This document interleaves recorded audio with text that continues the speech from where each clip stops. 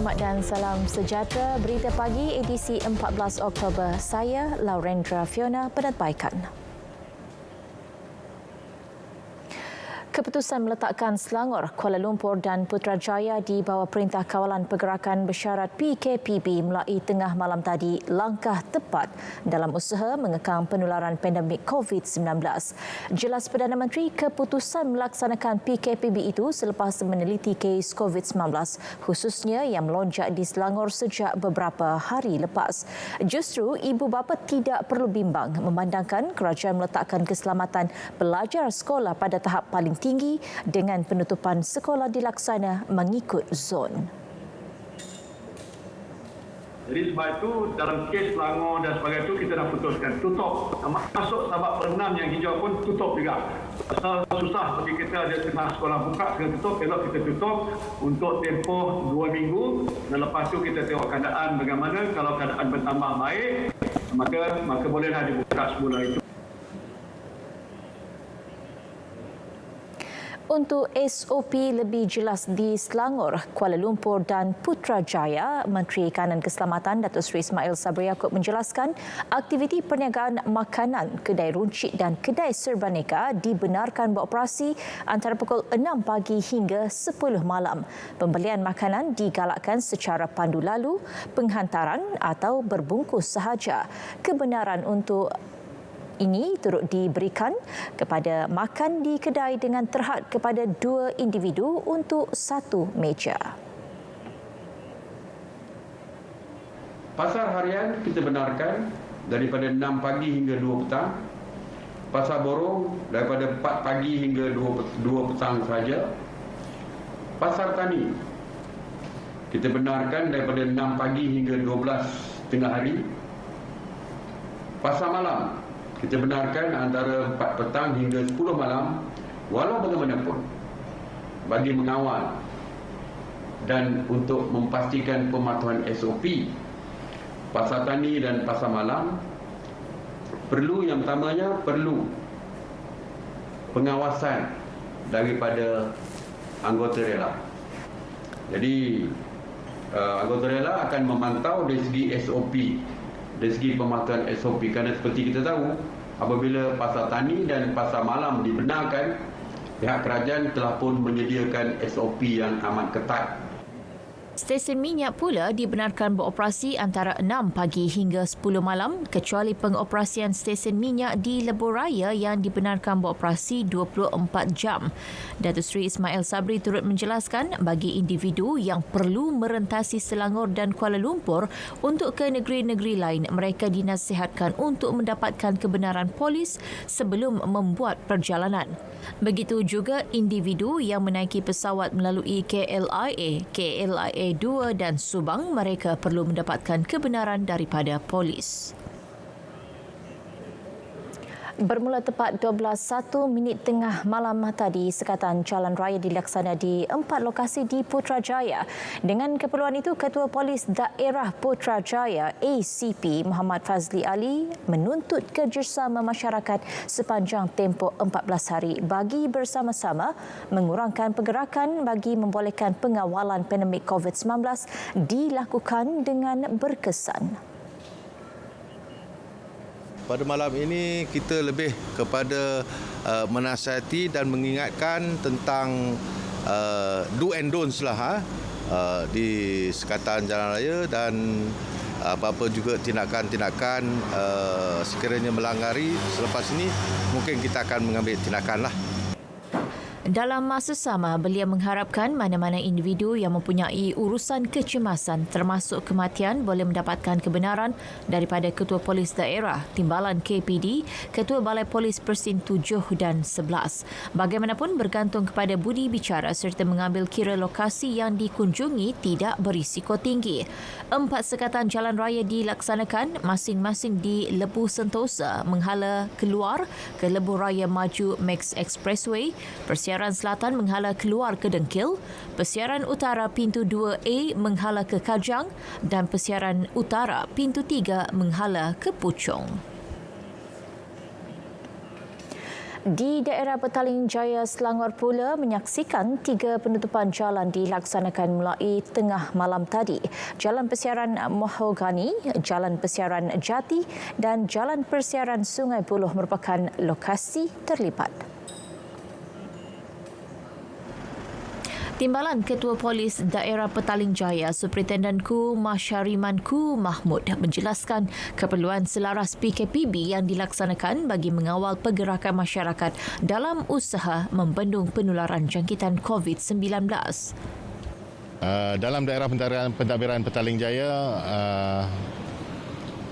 kawasan Kota Damansara telah mencatatkan kadar jangkitan COVID yang agak tinggi dibandingkan lain-lain kawasan. Sehingga semalam lebih 30 kes telah dilaporkan berlaku di dalam kawasan Kota Damansara. Berikutan penutupan jalan berkenaan, orang ramai boleh menggunakan laluan alternatif lain seperti Jalan Persiaran Kenanga, Jalan Persiaran Surian dan Jalan Persiaran Tropicana.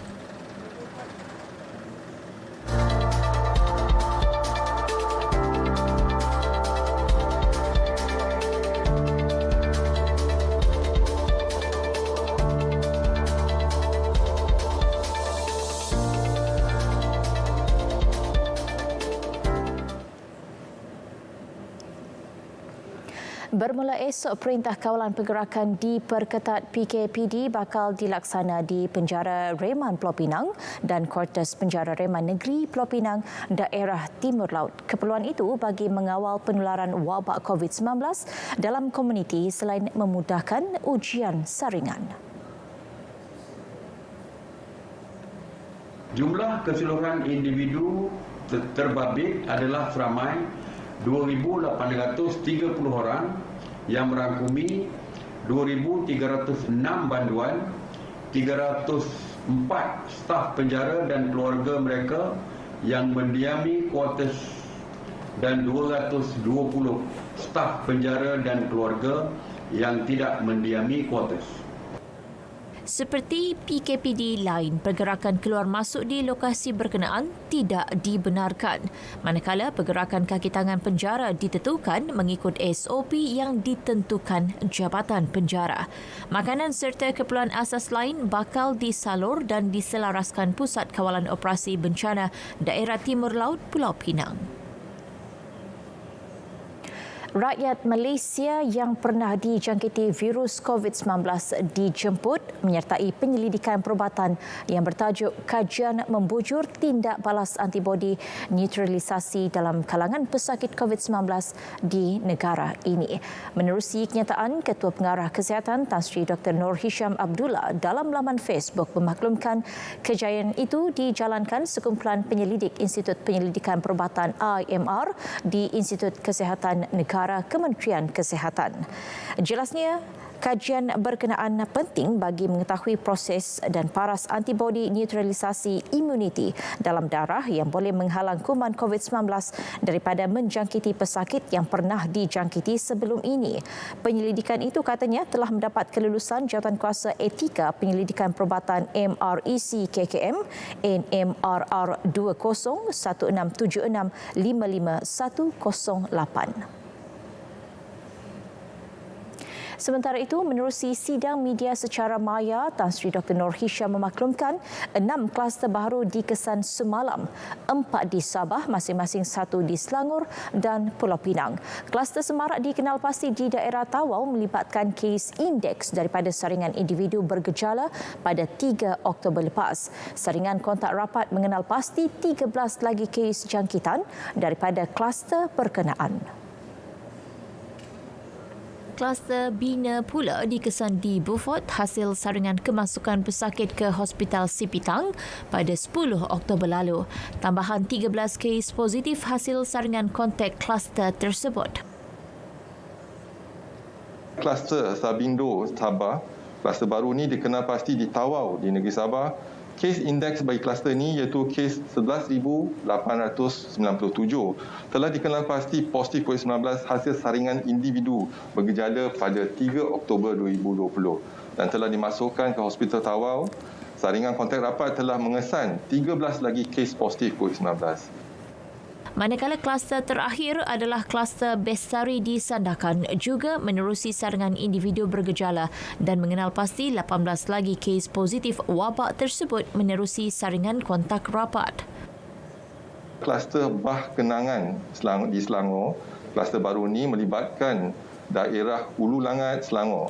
Kes indeks bagi kluster ini iaitu kes ke-11,802 telah dikenal pasti positif COVID-19 hasil saringan pulang dari kawasan berisiko tinggi di Sabah pada 2 Oktober 2020 dan telah dimasukkan ke Hospital Sungai Buloh. Saringan kontak rapat telah mengenal pasti 17 lagi kes positif COVID-19. Kluster penjara Jawi pula dikenal pasti di seberang Perai Selatan selepas 3 tahanan dikesan positif daripada saringan kemasukan dari penjara Reman Timur Laut. Kesemua mereka tidak menunjukkan gejala dan telah dimasukkan ke pusat rawatan berisiko rendah. Kementerian Kesihatan berjaya menamatkan 103 kluster daripada keseluruhan 173 kluster yang telah dikenal pasti sejak penularan wabak. Setakat ini terdapat 70 kluster masih aktif. Pertemuan Menteri Luar Datuk Seri Hishamuddin Tun Hussein dengan rakan sejawatan dari China, Wang Yi, berjaya mewujudkan kerjasama baru. Tumpuan kepada kerjasama dalam penghasilan vaksin COVID-19 dengan Malaysia bakal jadi penerima utama vaksin yang dihasilkan China selain pembelian minyak sawit oleh China. Malaysia dan China bersetuju menubuhkan jawatan kuasa peringkat tinggi bagi kerjasama pasca COVID-19 yang bakal dipengerusikan oleh Menteri Luar kedua-dua negara. Jelas Datuk Seri Hishamuddin, jawatan kuasa tersebut akan menyelia pelaksanaan semua persetujuan yang dicapai dalam kerangka perjanjian persefahaman kerjasama dua hala dalam era pasca COVID-19. We welcome and appreciate China's commitment in providing Malaysia with the Chinese-produced COVID-19 vaccines once successfully developed, and also thank you for listing Malaysia as a priority recipient. We also welcome China's agreement to encourage Chinese enterprises to establish all-round cooperation with Malaysian partners in vaccine research and development and distribution. Pada masa sama, Wang Yi memberi jaminan China akan mengutamakan pengedaran vaksin ke negara-negara ASEAN selepas Republik itu memenuhi keperluan domestiknya. 我们一致同意深化抗疫合作，中方愿继续与马方分享防控和诊疗的经验，开展疫苗研发、生产和采购的合作，团结一致，彻底战胜疫情。 Menerusi pertemuan ini juga, China bersetuju membeli 1.7 juta tan minyak sawit Malaysia sehingga tahun 2023. Wang Yi dalam rangka lawatan rasmi ke beberapa negara ASEAN. Kali terakhir beliau melawat Malaysia adalah pada 2018. Dalam perkembangan berkaitan, Perdana Menteri turut memaklumkan Kuala Lumpur diberi keutamaan oleh China untuk menerima bekalan vaksin sebaik negara itu selesai menjalankan ujian klinikal dan berjaya membangunkan penawar berkenaan. Perkara tersebut disampaikan Menteri Luar China Wang Yi kepada Tan Sri Muhyiddin Yassin menerusi sidang video. Tadi saya ada perbincangan dua hala menerusi video conferencing bersama dengan Menteri Luar China yang berada di Malaysia, dan dalam video conferencing itu kita telah bincang antara lain tentang kerjasama Malaysia dan China. Antara perkara pokok di situ ialah bantuan dan kerjasama China ke Malaysia dari segi pembekalan vaksin.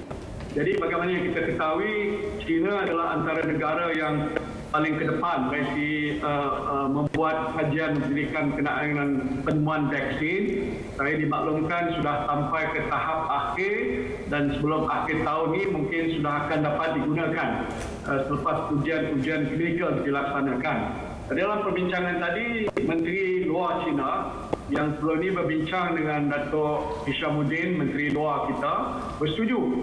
Yang bagusnya dia kata nak bagi Malaysia priority. Tan Sri Muhyiddin memaklumkan sebagai Perdana Menteri, beliau memberi keutamaan menyelamatkan nyawa rakyat dan memulihkan ekonomi negara lebih penting daripada bermain politik. Beliau mengulas sesi menghadap yang di-Pertuan Agong Al-Sultan Abdullah Riayatuddin Al-Mustafa Billah Shah oleh Datuk Seri Anwar Ibrahim. Saya pernah tidak mengikuti cara itu. Saya serahkan kepada kebijaksanaan yang di-Pertuan Agong. Wangku adalah seorang yang bijaksana, faham dari sudut peranan baginda sebagai di-Pertuan Agong, untukkan dalam perlembagaan dan sebagainya itu adalah dalam kuasa penuh yang di-Pertuan Agong. Maka kita harus memberikan kepercayaan kepada baginda untuk memutuskan apa yang patutnya diputuskan. Tetapi saya tidak mahu nak meneliti soal itu. Keutamaan saya yang saya jelaskan tadi ialah soal nak menguruskan negara. Saya masih berada di sini sebagai Perdana Menteri. Tugas dan amanah saya mesti saya laksanakan. Saya punya perhatian utama ialah menguruskan masalah COVID dan juga menguruskan masalah ekonomi negara. Dalam sidang media secara dalam talian bersama editor kanan media tempatan, soalan mengenai perjumpaan ahli Parlimen Port Dickson itu dengan yang di-Pertuan Agong menjadi tumpuan, apatah lagi ia merupakan kali pertama Tan Sri Muhyiddin mengadakan sidang media sejak pelaksanaan Perintah Kawalan Pergerakan PKP Mac lepas. Sebab itu saya cuma nak jelaskan sini bahawa media adalah satu daripada perkara yang saya berikan perhatian utama, supaya dalam tempoh yang agak kritikal ni kita tidak mengalih pandangan kita kepada isu-isu lain. Walaupun ramai di sini berminat nak bertanya soalan-soalan berkaitan dengan politik sejak dulu lagi, saya tidak bersedia untuk menjawab. Kerana itu bukan kerana saya tak tahu nak menjawab, hanya kerana saya nak menunjukkan supaya apa saja kenyataan yang saya keluarkan nanti rakyat tidak berkata bahawa Perdana Menteri sibuk dengan politik dan lupakan perkara yang lebih utama ialah soal kebajikan rakyat, keselamatan jiwa mereka, apalagi soal ekonomi. Menerusi kenyataan Istana Negara, Datuk Pengelola Bijaya Diraja, Datuk Ahmad Fadil Samsudin memaklumkan Datuk Seri Anwar tidak mengemukakan senarai nama ahli Dewan Rakyat yang menyokongnya untuk mengukuhkan dakwaan beliau. Sehubungan itu, Al-Sultan Abdullah telah menasihati Datuk Seri Anwar untuk akur dan menghormati proses-proses perundangan seperti yang termaktub dalam Perlembagaan Persekutuan. Sesi menghadap berlangsung kira-kira 25 minit. Sesi menghadap sepatutnya berlangsung pada 22 September lepas tetapi ditangguhkan kerana kegeringan yang di-Pertuan Agong ketika itu. Baik, Suruhanjaya Pilihan Raya SPR menetapkan 5 Disember depan sebagai tarikh pilihan raya kecil PRK Parlimen Batu Sapi Sabah. Pengerusinya Datuk Abdul Ghani Salim memaklumkan 23 November ditetapkan sebagai tarikh penamaan calon manakala 1 Disember hari pengundian awal. Juga menetapkan tiada lagi kempen secara terbuka bagi PRK berkenaan. Ia selaras garis panduan pencegahan COVID-19 bagi pelaksanaan pilihan raya yang disediakan bagi membendung penularan COVID-19. Amalan ataupun jarak sosial ini agak sukar untuk diamalkan. Yang ini kita lihat sebagai salah satu punca mudahnya wabak ini merebak. Jadi dengan cara itu SPR mencadangkan satu pendekatan baru. Tidak ada kempen secara terbuka lagi. Hanya kempen di alam maya, melalui handphone, melalui sosial media yang ada, yang tuan-tuan, perempuan pun sedia faham. Jadi dengan cara ini tidak ada lagi eye to eye contact kita dengan masyarakat di luar. Kerusi Parlimen Batu Sapi kosong susulan kematian penyandangnya Datuk Liu Vui Kiong akibat jangkitan paru-paru 2 Oktober lepas. Perikatan Nasional PN akan berbincang terlebih dahulu berhubung keputusan sama ada akan bertanding atau sebaliknya pada PRK Parlimen Batu Sapi.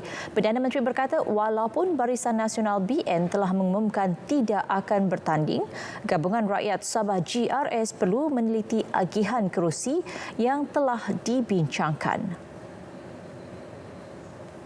Kita akan teliti keadaan yang ada di situ dan kita nanti akan buat keputusan kerana di dalam di Gabungan Rakyat Sabah yang telah pun kita rondingkan dahulu ada kursi-kursi tertentu termasuklah tetapi diserahkan pada parti-parti tertentu. Jadi kalau pun BN kata tak tanding, ada parti-parti yang lain mungkin telah ditetapkan kursi itu, dia akan buat keputusan. Tan Sri Muhyiddin turut menjelaskan PRK Batu Sapi tetap akan diteruskan mengikut perlembagaan di bawah kuasa SPR. Beliau bagaimanapun mencadangkan agar SOP lebih ketat dilaksana. Tempoh kempen jangan sampai 14 hari. Tapi kalau lebih singkat pun memadai. Jadi tidak banyaklah terlibat kos dan mungkin tidak ramai orang akan keluar untuk berkempen dan sebagainya. Keduanya mungkin kempen rumah ke rumah. Yang saya tahu dulu dibuat melawat rumah ke rumah. Ini mungkin satu dari sebab di mana penyakit itu menular, ya, pasal orang bawa daripada satu rumah ke rumah. Kalau boleh ditiadakan, contoh, ini pandangan saya. Ketika perhimpunan dibuat 100, 200 dulu sampai 300, 500, 1000 sebenarnya. Yang ini mesti disekat dan juga ada penguatkuasaan supaya jangan ada pelanggaran. Kalau ada parti melanggar, di situ on the spot patut dikenakan hukuman denda dan sebagainya. UMNO akan membuat pertimbangan untuk menarik diri daripada menyokong Perikatan Nasional PN dan memberi syarat baharu kepada kerajaan PN bagi meneruskan kerjasama politik. Kenyataan Media Setiausaha Agung UMNO Datuk Ahmad Maslan menyebut UMNO bakal membuat perjanjian bertulis untuk dilaksanakan secepat mungkin. Keputusan tersebut diambil pada mesyuarat Biro Politik Majlis Tertinggi MT UMNO yang dihadiri pengurusi Badan Perhubungan UMNO Negeri-Negeri serta ahli jawatankuasa pengurusan parti. Mesyuarat dipengerusikan Presiden UMNO Datuk Seri Dr. Ahmad Zahid Hamidi. Kenyataan ini turut menyebut UMNO akan mencadangkan kepada jawatankuasa pemandu Muafakat Nasional agar didaftarkan dengan segera sebagai gabungan politik yang sah. Belanjawan 2021 menitik beratkan kesejahteraan rakyat, menyokong sektor perniagaan dan memperkukuh ekonomi supaya berdaya tahan. Juga memberi fokus kepada usaha menyelamatkan nyawa dan kelangsungan kehidupan rakyat yang bertumpu kepada 3 tonggak utama. Pada masa sama, momentum pemulihan ekonomi akan diteruskan.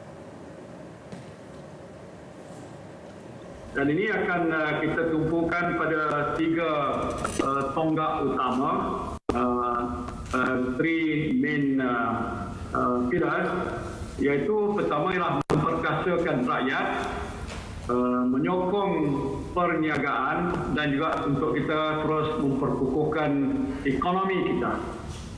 Ini ialah di samping kita nak memastikan agar kesihatan awam dan sokongan buat Barisan Hadapan ini yang telah pun kita lakukan selama ini dapat kita teruskan. Ada 4 ras belanjawan, saya tak boleh nak umumkan semua sekali, nanti saya ambil alih kerja Menteri Keuangan, iaitu termasuk antara lain sokongan yang bersasar untuk golongan yang mudah terjejas. I think ini berita yang agak menarik dan juga diminati. Apapun peruntukan dalam belanjawan, antara lain yang pentinglah nak melihat golongan mudah terjejas. Dan saya kira dalam tempoh COVID ini saja sudah ramai yang telah terjejas. Tan Sri Muhyiddin Yassin berkata demikian dalam sidang media Maya bersama editor kanan media tempatan. Belanjawan 2021 dijangka dibentangkan awal November ini.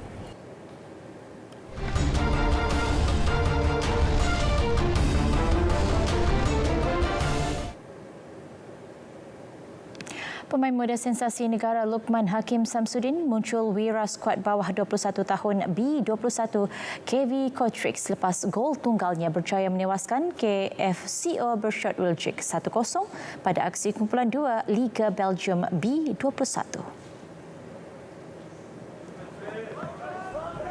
Menerusi satu video yang dikongsikan Bals TV, gol tunggal perlawanan dijaringkan Luqman Hakim menerusi tandukan pada minit ke-83. Ia merupakan kemenangan keempat KV Kodrik selepas mengharung 6 perlawanan dan menyaksikan kelab ini kini berada pada kedudukan keempat dengan mengumpul 14 mata. Luqman Hakim 18 tahun berlepas ke Belgium Ogos lepas menandatangani kontrak 5 tahun bersama KV Kodrik yang dimiliki ahli perniagaan Malaysia Tan Sri Vincent Tan. Baik, saingan Piala Malaysia 2020 yang dijadual bermula 25 Oktober ditunda ke awal November susulan pelaksanaan Perintah Kawalan Pergerakan Bersyarat PKPB di Lembah Kelang dan Sabah. Tarikh baru bagi pusingan awal melibatkan 16 pasukan pada kejohanan bola sepak tertua di Asia Tenggara ini ditetapkan pada 6 hingga 8 November depan. Ketua Pegawai Eksekutif Liga Bola Sepak Malaysia MFL, Dato' Abdul Ghani Hassan menjelaskan undian yang sebelum ini dijadual pada 16 Oktober bakal diadakan pada 1 November ini. Perancangan jadual baru Piala Malaysia 2020 ini telah mengambil kira-kira tarikh-tarikh Liga Juara-Juara ACL Konfederasi Bola Sepak Asia AFC. Kita membuat pindahan ini kerana memandangkan kepentingan kesihatan di peringkat semua pihak, pemain, pegawai, malah petugas-petugas stadium dan juga masyarakat khususnya. Maka MFL mengambil langkah ini untuk menangguhkan perancangan jadual yang sebelum ini telah kita hebahkan. Beliau juga menjelaskan mereka masih mempunyai masa yang cukup untuk meneruskan TM Piala Malaysia 2020 memandangkan format baharu tiada saingan peringkat kumpulan. Dalam perkembangan sama, beliau mengesahkan MFL turut meminda tarikh perlawanan Liga Super antara Sabah dengan UiTM FC di Stadium UiTM Shah Alam dan aksi Liga Premier di antara Kuala Lumpur menentang Kuching FA pada 31 Oktober ini. Selaras dengan PKPB yang dilaksanakan ketika ini, Kementerian Belia dan Sukan KBS menyarankan semua penggiat sukan serta rekreasi termasuk operator fasiliti menangguh dan menjadual semula semua aktiviti masing-masing. Dalam kenyataan, KBS menegaskan semua pihak yang terlibat perlu mematuhi arahan yang telah ditetapkan Majlis Keselamatan Negara MKN. Antaranya aktiviti di kawasan tertutup, kolam renang, aktiviti bersentuhan fizikal, perlawanan bagi sukan berpasukan serta penganjuran kejohanan atau pertandingan adalah tidak dibenarkan. Bagaimanapun, antara sukan dan rekreasi yang tidak bersentuhan fizikal dengan dijalankan secara individu tidak melebihi 10 orang seperti e-sport, berjalan, jogging, berbasikal, senam robik kenderi dan lain-lain yang dilakukan di kawasan terbuka masih dibenarkan.